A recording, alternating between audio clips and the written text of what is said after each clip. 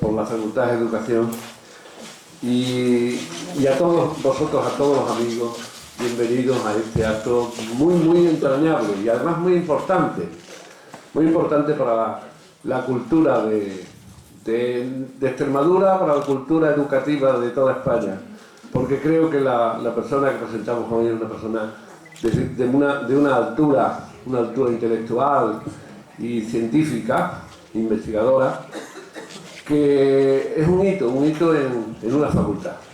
Cuando entre la gente ves gente joven, que también las hay por aquí, que son alumnas suyas y alumnos suyos, dice mucho de Puri Gato. La doctora Gato Castaño es una de las personas que más ha trabajado en el campo de la historia de la educación.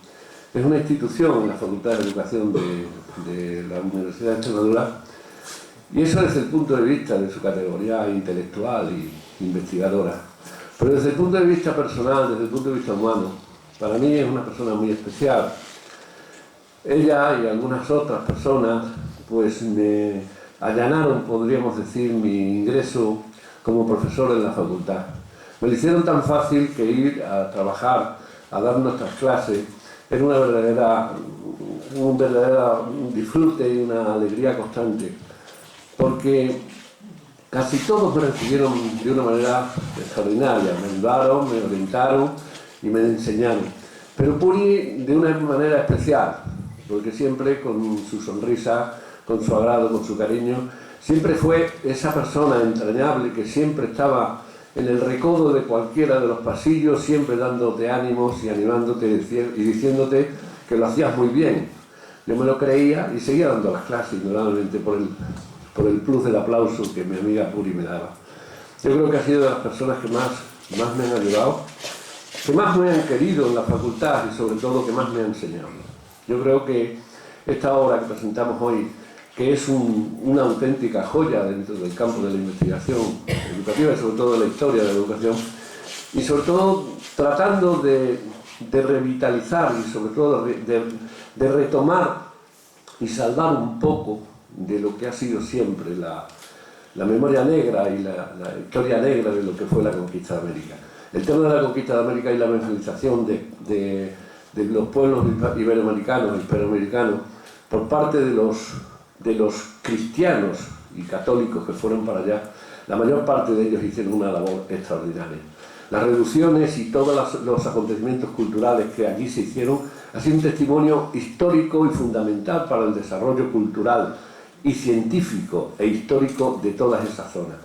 Y este desenterrar y tratar de poner, no me gusta mucho la expresión, poner en valor una vez más, en contra de tantas opiniones contrarias a lo que hicieron nuestros antepasados allí, sobre todo los extremeños. En este caso nos va a presentar un franciscano que hace una verdadera obra ingente en aquella zona.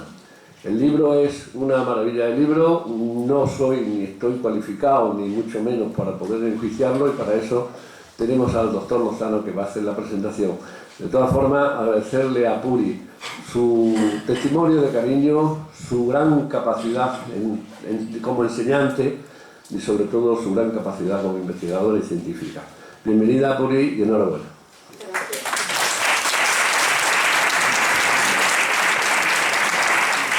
Usted es el doctor Lozano que presentaba el... Bien, buenas tardes.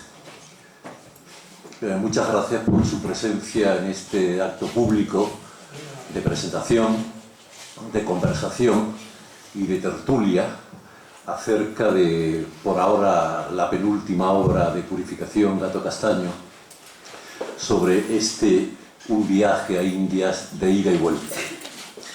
Muchas gracias también a la Fundación CB por promocionar el libro y por acoger este acto, y especialmente un agradecimiento extraordinario a la Sociedad Económica Extremeña de Amigos del País, que en el ámbito de su segundo centenario sigue nutriendo la cultura, la educación y el pensamiento en Extremadura y específicamente hoy en Badajoz.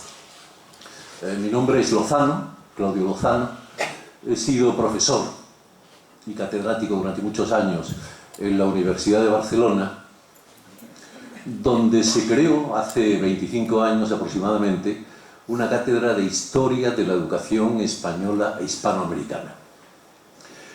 El papel de esta cátedra durante estos 25 años sigue viviendo, permanece, languideciendo, ha sido fundamentalmente vincular la cultura y la educación española con América, que por otra parte, aparentemente, no necesita más vinculación que la simple exposición de ese hecho. Pero por encima de la patria lingüística, por encima de la comunidad de lengua, conviene siempre reiterar el paralelismo y la identidad de procesos, en este caso de la educación. Es decir, qué influencia ha tenido la educación española en América y qué influencia hemos ido recibiendo a lo largo de los siglos de los países hispano-latinoamericanos, iberoamericanos o simplemente españoles americanos, como ellos se han querido ser nombrados durante muchos años. Pues muchísimas, pero había que ponerlo de relieve y eso se ha hecho. Partiendo la labor de esta cátedra de Barcelona, partiendo de los momentos progresistas, de los momentos de avance, de los momentos del pensamiento liberal, se ha buscado su traducción en América y la influencia de América en nosotros. Partiendo fundamentalmente de las Cortes de Cádiz, de 1812, con dos grandes cumbres, las dos repúblicas españolas, la primera y la segunda, y sobre todo el tema de la influencia de los recíprocos exilios culturales y latinoamericanos. Recuerden ustedes aquellas maravillosas páginas de Miguel de Unamuno, que fue fundamentalmente el hombre que más se preocupó de este tema. Unamuno tuvo una vinculación muy estrecha con América. Leyó casi todo lo americano. Se carteó con un montón de autores, escritores, intelectuales, pensadores latinoamericanos. Y fue seguramente uno de los hombres, junto con la labor de instituciones progresistas, la que vinculó de una manera clara la cultura española con la cultura americana. De manera que en ese ámbito yo conocí a Purificación Gato Castaños y hemos sido compañeros de congresos, de kermés culturales, de encuentros de americanistas, de educadores, y por eso me permito tener la osadía de decir de que sé muy bien de lo que estoy hablando, porque he seguido muy detenidamente la obra de Purificación Gato Castaños, que además es un peso pesado de nuestra especialidad, porque Purificación Gato ha sido una persona muy comprometida socialmente desde su primera juventud y muy comprometida con América. Y luego ha seguido vinculada al tema americano, ya de regreso a España como profesora y fundamentalmente como profesora en la recién inaugurada, por decirlo así, Universidad de Extremadura. Purificación Gato no es simplemente una persona que va entregando artículos y comunicaciones a congresos, va haciendo libros, y libros además, ya me referiré a ello al final, de bastante peso específico. En 1990 publicó un monumental estudio sobre la educación en el Virreinato del Río de la Plata hasta 1810. A continuación, se ocupó de las misiones en Bolivia, fundamentalmente de las misiones chiriguanas, de las expediciones a las salinas bolivianas. En el 2003 publicó, a mi juicio, una de las obras fundamentales, volveré a ello, de la celebración del 5º centenario del descubrimiento de América. Las obras completas de Fray José Antonio de San Alberto, un zaragozano del Fresno, carmelita, que fue obispo de Charcas y promovió la educación de niños y niñas en el altiplano, ¿no?, en el resto de lo que era el Virreinato del Perú y el nuevo Virreinato del Río de la Plata a finales del siglo XVIII. Y ahora nos entrega este libro, que es un libro con bastante fundamento, que diría alguno. Además es un libro, resalto las palabras de nuestro introductor, que se tiene que leer. Pues tiene que leer por una sencilla razón. La primera, porque está muy bien escrito. Y miren ustedes, en este momento que alguien escriba español poniendo sujeto, verbo y predicado, es realmente un lujo asiático. Hablando con propiedad, escribiendo con propiedad y corrección. No te lo puedes ni creer.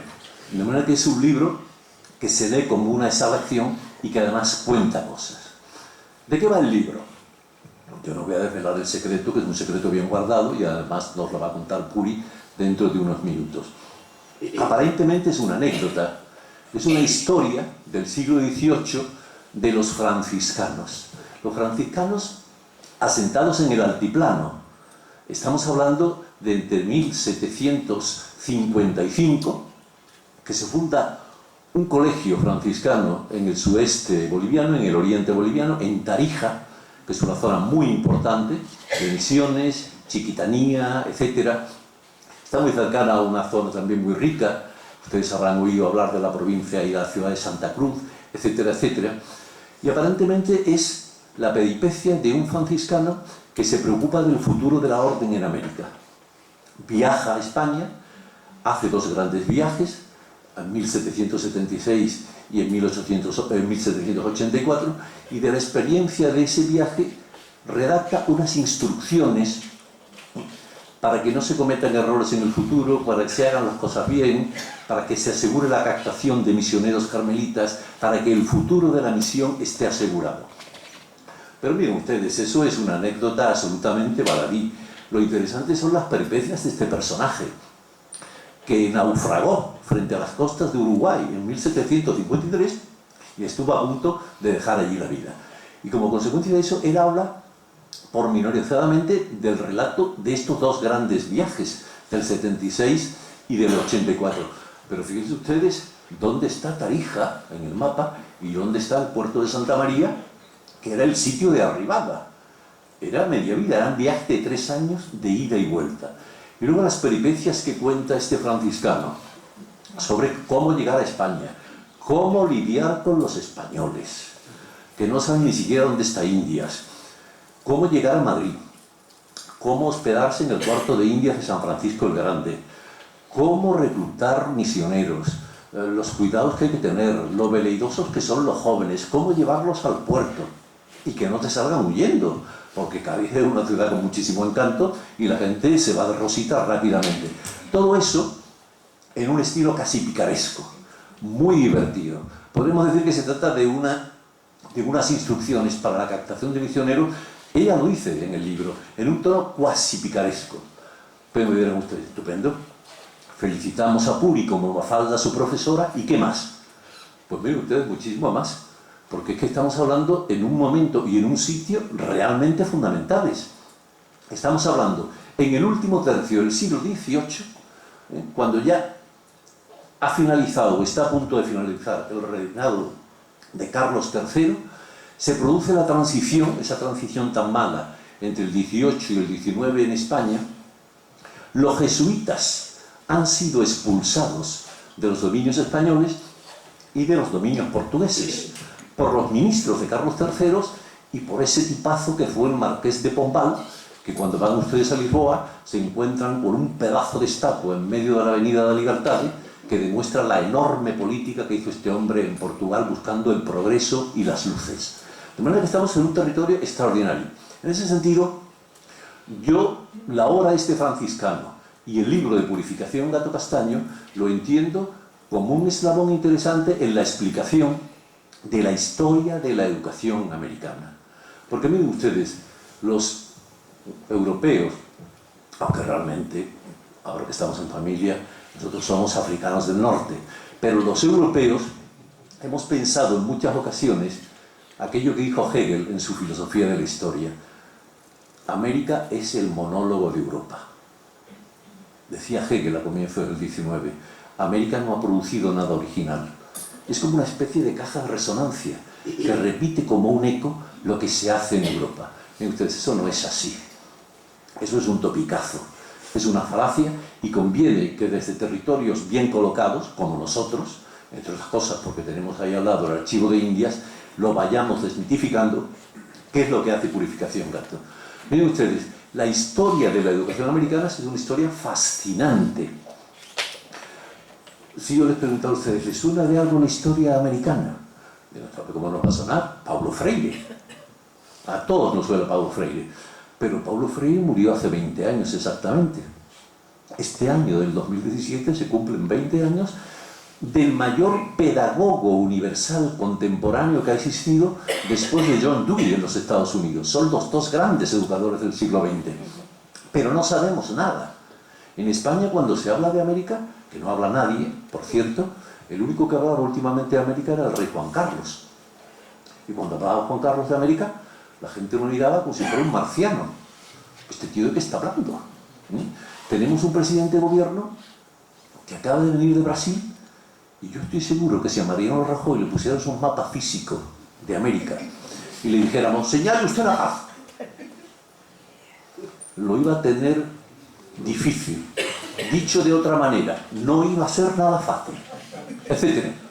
Entonces, claro, con este tipo de andamiaje político, de estructura social y académica, hablar de la educación americana es muy interesante.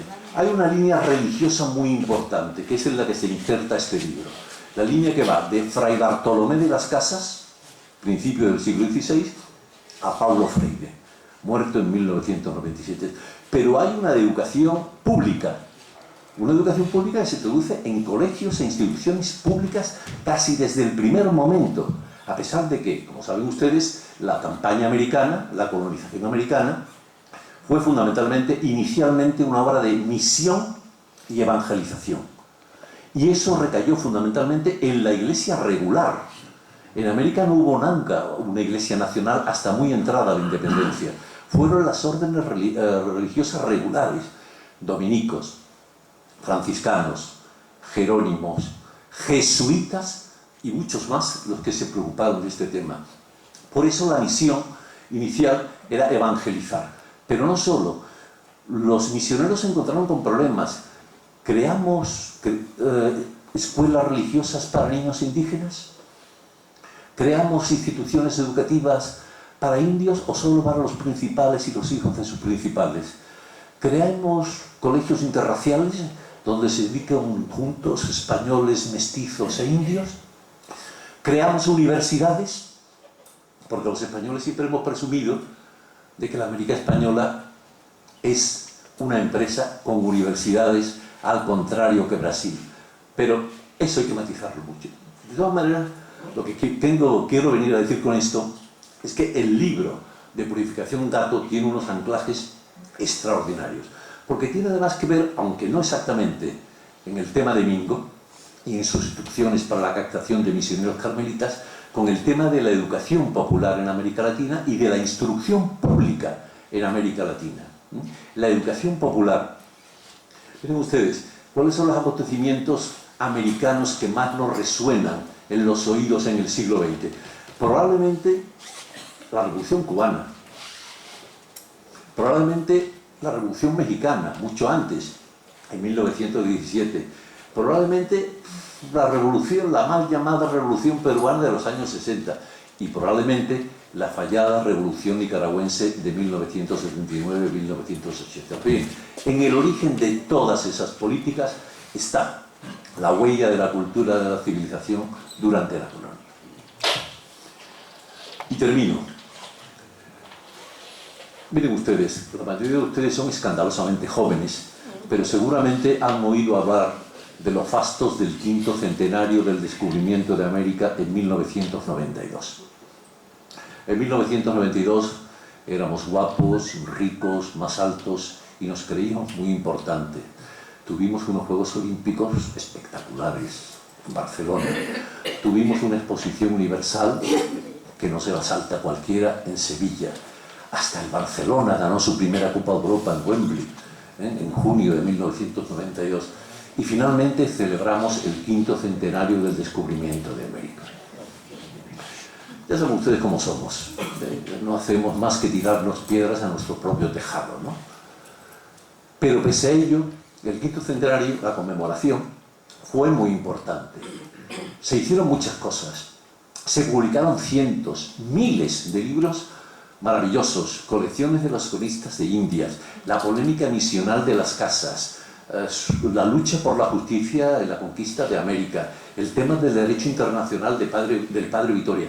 Todo está lleno y eso, 25 años después, sigue estando en las bibliotecas esperando que los más jóvenes lo redescubran. Hubo gente, como se suele decir, gente pató, que decía Joselito el Gallo. Hubo gente que hizo libros cagándose, con perdón, en el 5º centenario. Hubo gente que publicó libros interesantes sobre las Indias aventuradas. Rafael Sánchez Ferrosio, extremeño de Coria, por cierto, reeducado en Salamanca y en Madrid. Y hubo gente muy seria que se dedicó a currar, a escribir, a investigar, a meterse en los archivos. Pues bien, una de esas personas es Purificación Gato. Cuando pase el tiempo, diremos, vamos a ver, ¿qué se hizo? Ya tenemos perspectiva para hacerlo. Pues miren ustedes, la contribución de Purificación Gato al 5º centenario del descubrimiento de América está entre lo mejor que se hizo entonces y se ha seguido haciendo. La edición de las obras completas de San Alberto, a las que yo me referí hace un segundo, son un auténtico monumento que para mí solo es comparable a la edición de las obras completas de Fray Bartolomé de las Casas que hizo el inolvidable Paulino Castañeda,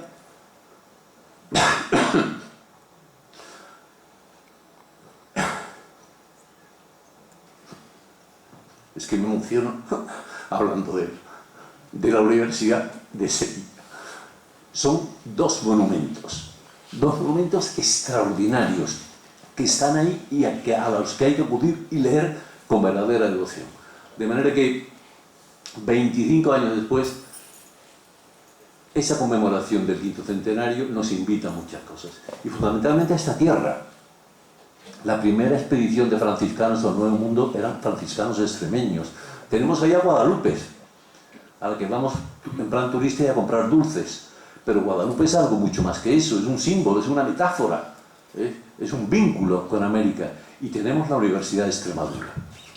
En 1987 se celebró en Badajoz un simposio internacional sobre documentación de la educación latinoamericana, propiciado por la Junta de Extremadura y por el Centro Internacional de Documentación Educativa en Santiago de Chile, dirigida por el padre Patricio Cariola, que nos transfirió su documentación y que aseguró la suscripción.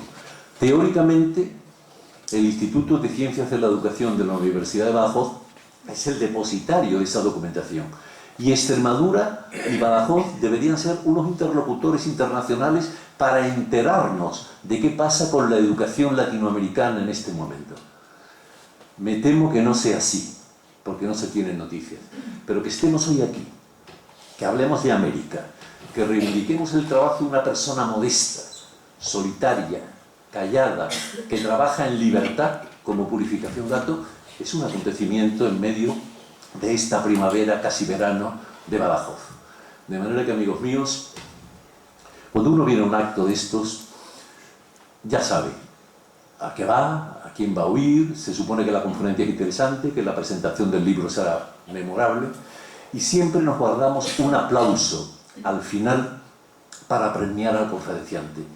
Yo le pido hoy que invirtamos los términos, y como sabemos lo bueno que nos aguarda, adelantemos ahora ese aplauso a Purificación Gato.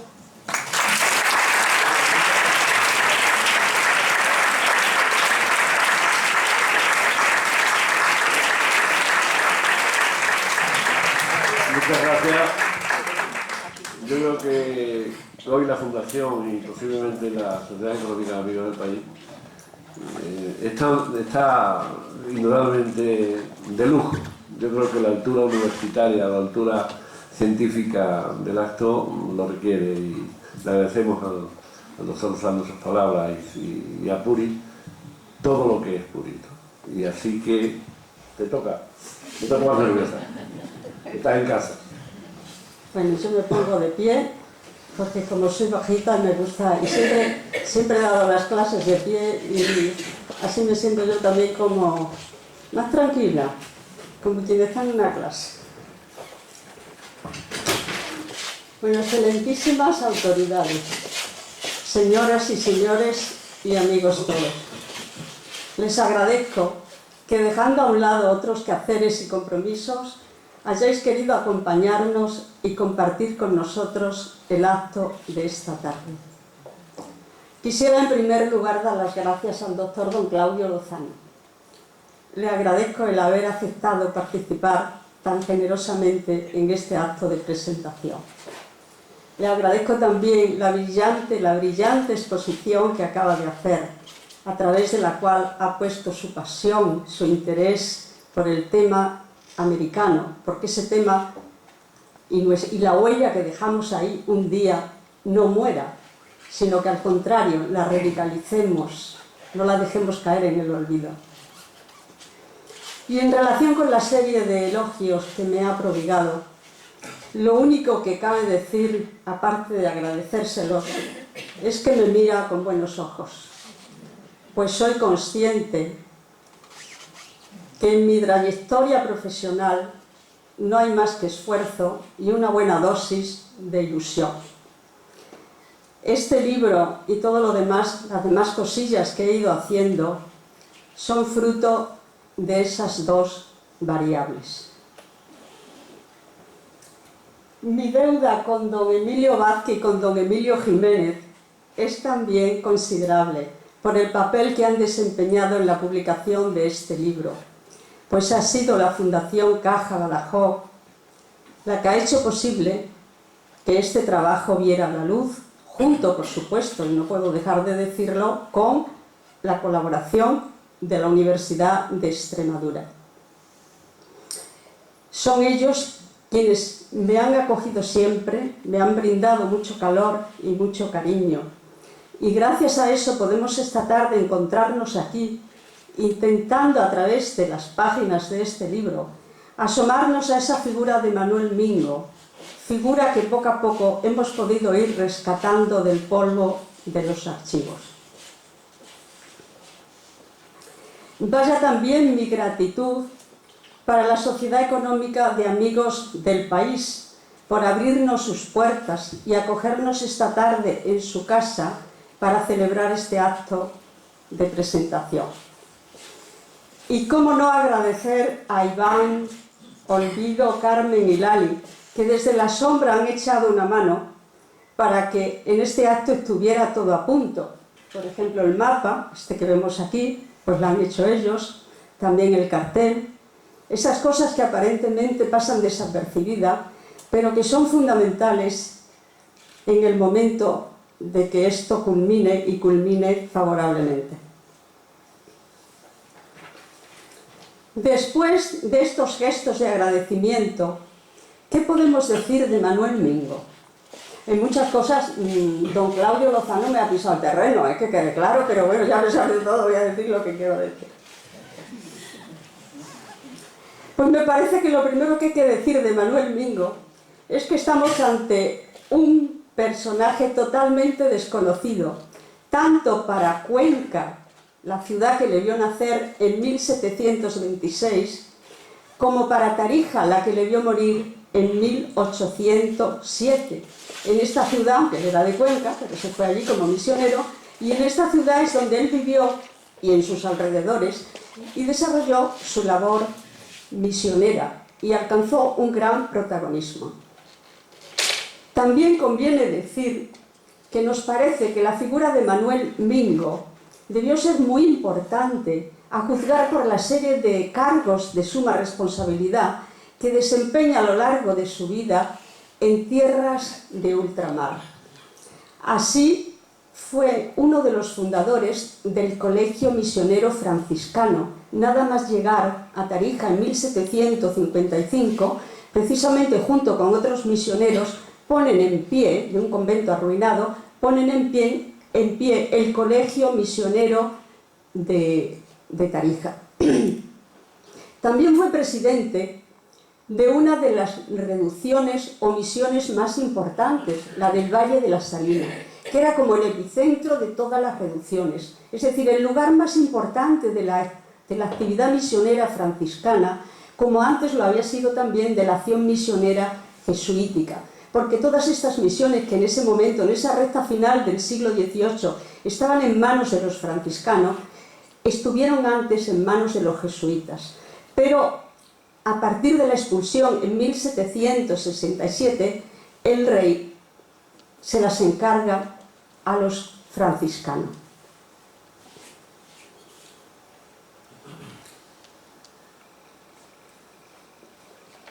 También desempeña el cargo de guardián. No era un cargo vitalicio, se renovaba cada 3 años. Pero entre toda esa serie de funciones que él desempeña, hay una actividad que adquiere un relieve especial, y es el hecho de haber sido nombrado comisario, colector o recolector de misioneros de España a Indias.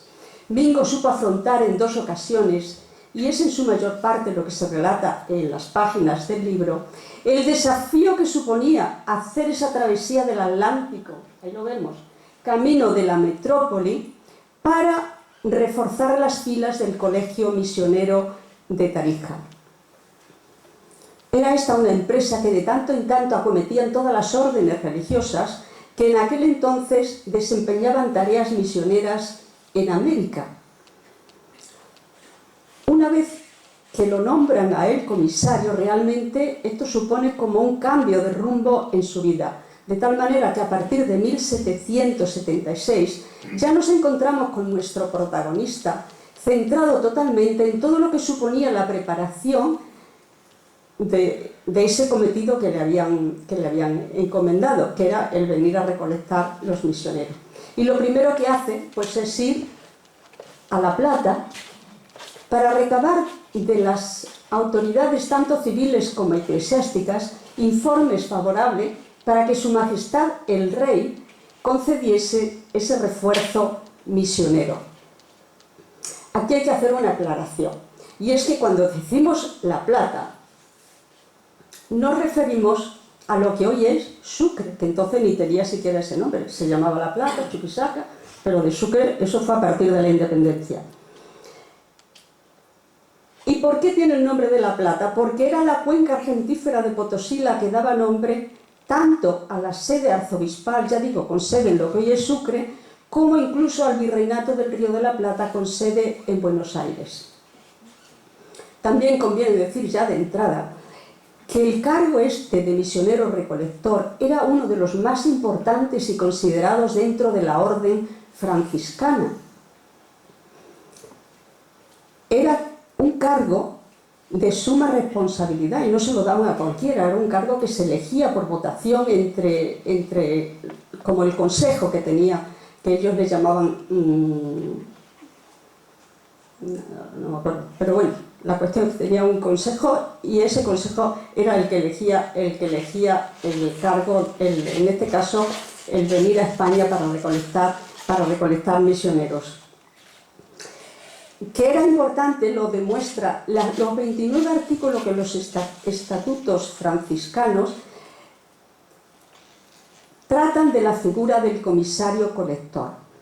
Y lo primero, dentro de esos 29 artículos, lo primero que hacen es definir el perfil que debe tener quien sea nombrado para hacer ese cometido. Y se basan en este caso en las leyes de India, que dice así en relación con el perfil que debía tener. Encargamos y mandamos que los comisarios que se nombraren para que lleven religiosos a las Indias sean personas de mucha aprobación y cristiandad, para que siendo tales busquen y escojan religiosos de las partes que se requieren. Y es también nuestro propio autor, Mingo, quien nos traza el retrato del franciscano, que según él debía ser el elegido. Él dice que debía tener las siguientes prendas.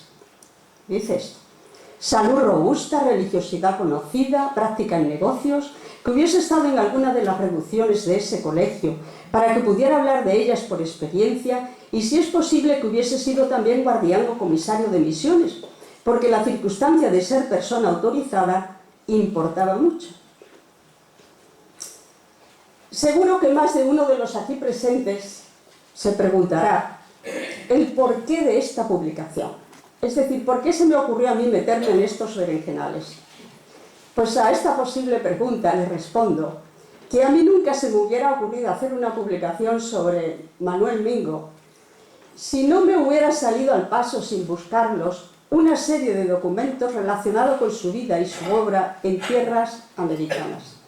El primer encuentro con esas fuentes documentales tuvo lugar en 1999, cuando me encontraba investigando en el archivo franciscano de Tarija sobre otro personaje. Y posteriormente volvió a cruzarse en mi camino con otra buena partida de documento cuando visitaba por primera vez el Archivo General de la Nación en Buenos Aires. En ambos casos, el grueso de esa abundante documentación giraba en torno a sus idas y venidas a España. Es decir, me encontré con la instrucción, un documento inédito que ahora precisamente en este libro ve la luz, porque aparte de lo que yo hablo del documento, se transcribe también literalmente esa instrucción. Este documento, puedo hablar de él sin que suene ni a ostentación ni a fantasía, despertó en mí gran interés y curiosidad, tanto al leerlo por primera vez como posteriormente al releerlo una y otra vez para desentrañar y analizar su contenido. Me parecía que estaba ante una pieza única, una de esas joyas que misteriosamente la suerte te depara sin buscarlas, sin buscar esas joyas te depara esa suerte. Esta crónica escrita por Mingo lleva por título Instrucción para saber con acierto traer misión de España para este colegio de Tarija cuando haya necesidad. El texto original, inédito hasta ahora, como acabo de decir, consta de 87 folios escritos por ambas caras. Pero conviene subrayar que este documento carece de tarjeta de visita, es decir, sus únicas señas de identidad con las que aparece no pueden ser más anodinas, como es habitual también en la mayor parte de documentos. Es decir, aparece registrado así, de sencillo, RR24. Estamos pues ante un documento al que podemos a primera vista calificar de anónimo por cualquiera de las tres variables identificadoras que se mire: autor, fecha y lugar. Es decir, desconocemos quién es su autor, cuándo se escribe y dónde se escribe. Sin embargo, todos estos interrogantes se despejan, esta especie de incógnitas se despejan, cuando cruzamos estos datos con los consignados por Comajuncosa, otro franciscano, en un libro que él escribe que titula Memoria de los religiosos. Y ahí en ese libro hay una serie de mini biografías sobre muchos de los franciscanos que en ese final del siglo XVIII habían desfilado por el colegio de Tarija. Y entre ellas está la mini biografía de Mingo. A estas mini biografías en aquel entonces le llamaban relación de méritos y circunstancia. Y era el equivalente a nuestro currículum vitae. ¿Por qué se le ocurre a Mingo escribir esta instrucción? Pues sencillamente porque dada la envergadura, la complejidad que revestía llevar a cabo esta función de comisario, él quiere que quien venga detrás de él se encuentre con algo que le facilite esta tarea y lo haga, dice él, con el mayor acierto posible, porque en el título que he dicho que tiene el documento aparece el calificativo acierto. Él quiere que se haga con el mayor acierto, que se cometan los mínimos errores, ¿no? Esta intencionalidad que persigue Mingo al escribir la instrucción la expresa claramente en las primeras páginas de la misma, cuando afirma que no pretende con ella hacer ostentación de sabiduría, ni tampoco busca el aplauso, sino que sirva de utilidad al religioso que fuese elegido como comisario para traer misión de España, a quien aconseja además no la desprecie hasta que haya ejercido el dicho oficio, después del cual haga otra mejor, lo cual no le será muy difícil, porque siempre es más fácil, dice él, añadir que no partir de cero.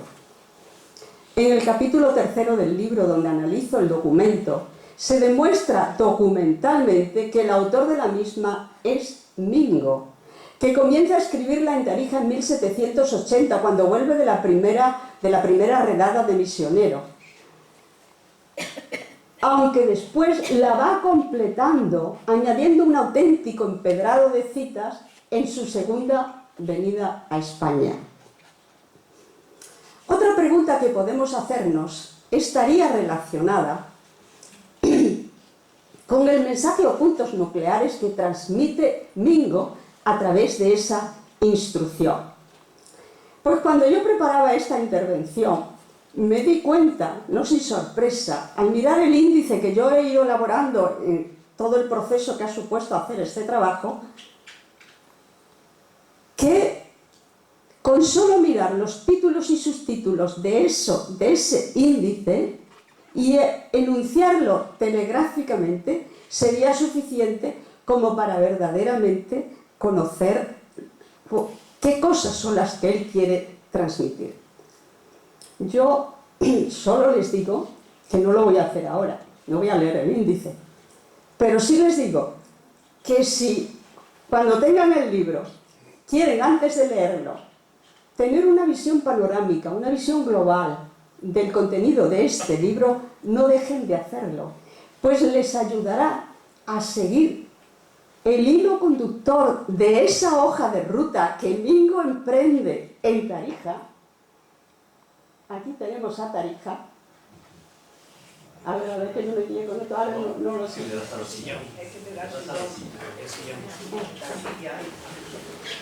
Allá, ¿verdad? Gracias. Ahí está Tarija. Tarija está en el oriente de Bolivia. Bolivia sería todo eso que aparece en marrón. Esto sería Tarija. Y en el oriente boliviano está Tarija. Y aunque aparece ahí pequeñito Bolivia, es el doble de España en cuanto a extensión territorial, ¿eh? No es tan chico Bolivia. El doble de España. Más o menos. Más o menos. Entonces, ¿qué ruta es la que hace Mingo para venir a buscar misioneros? Pues él sale de Tarija, pasa por primero Jujuy, Tucumán, Córdoba, hasta llegar a Buenos Aires. Esto le llamaban el Camino Real. Y de aquí pasa a Montevideo, que es donde se embarcan rumbo a la metrópoli. Aquí llega al puerto de Santa María, en Cádiz. Y desde ahí tiene que llegar al convento de San Francisco el Grande en Madrid.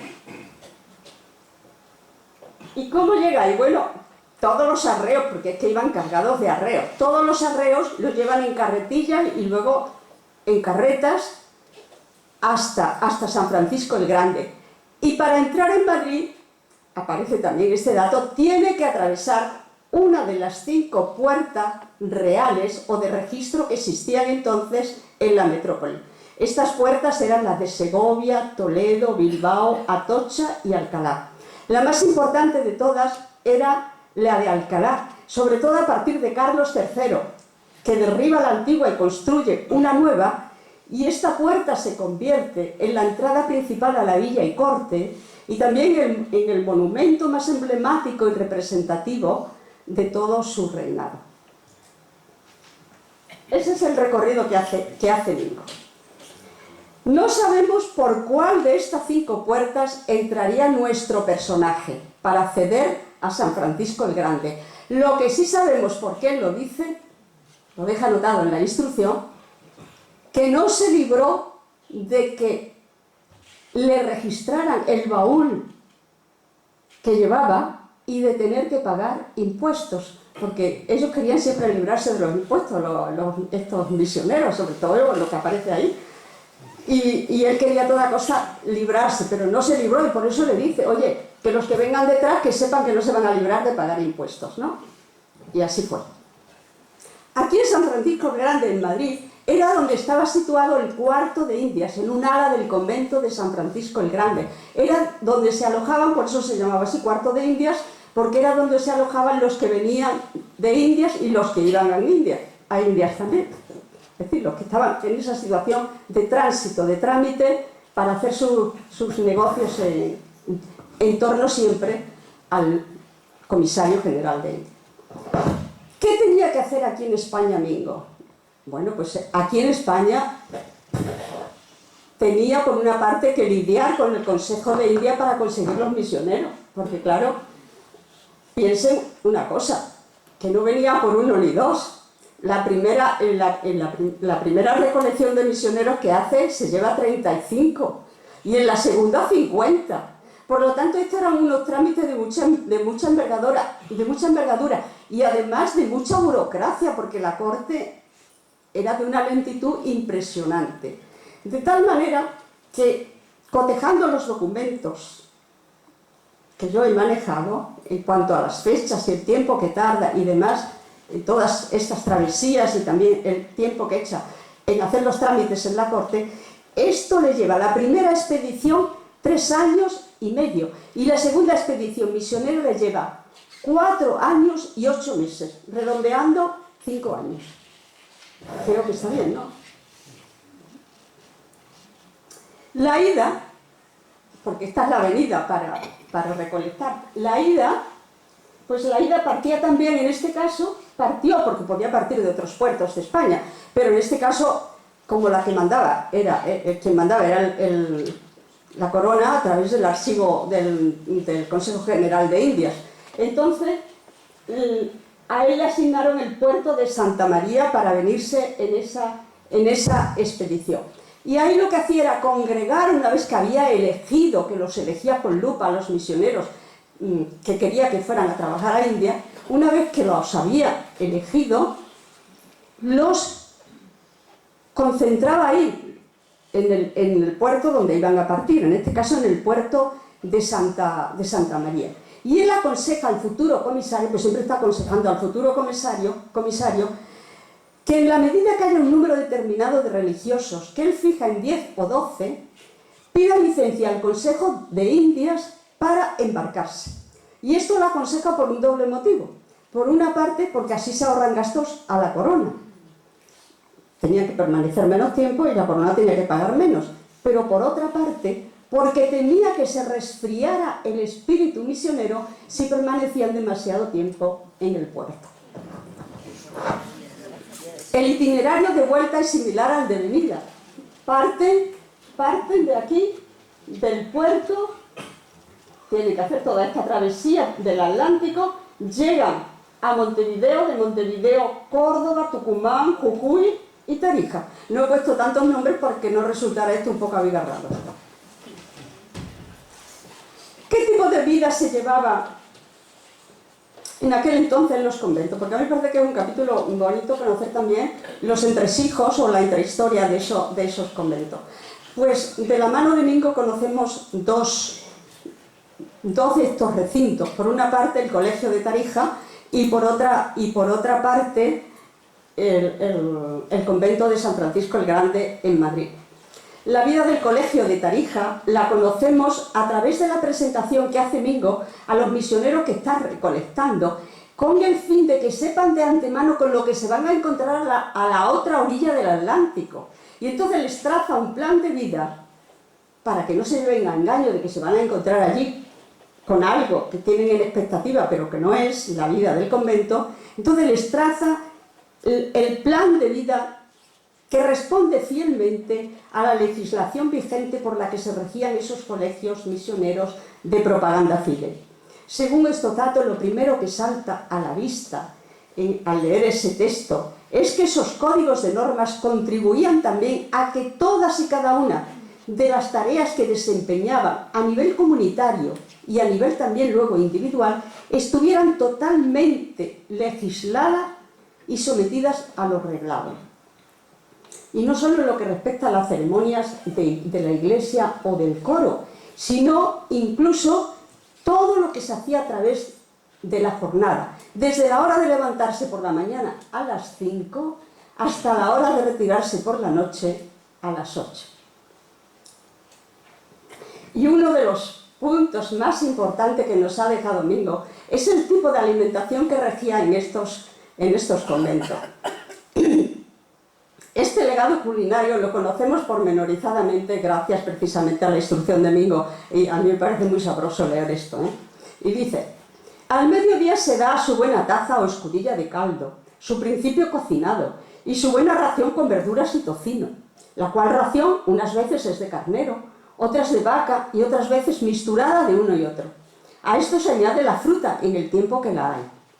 Por la noche un plato de hierbas cocinadas y otro de carnero guisado, mas en las noches de domingos y jueves, en lugar de las hierbas cocidas, se da ensalada de buenas escarolas o lechugas con aceite y vinagre. Y después el plato de carnero. Pan, cuanto necesite el religioso, pero de vino, un solo vaso al mediodía y otro vaso por la noche. Ya veremos luego cómo comen en Madrid, ¿eh? Enseguida lo vamos a ver. Hay mucha diferencia. Entonces, si en el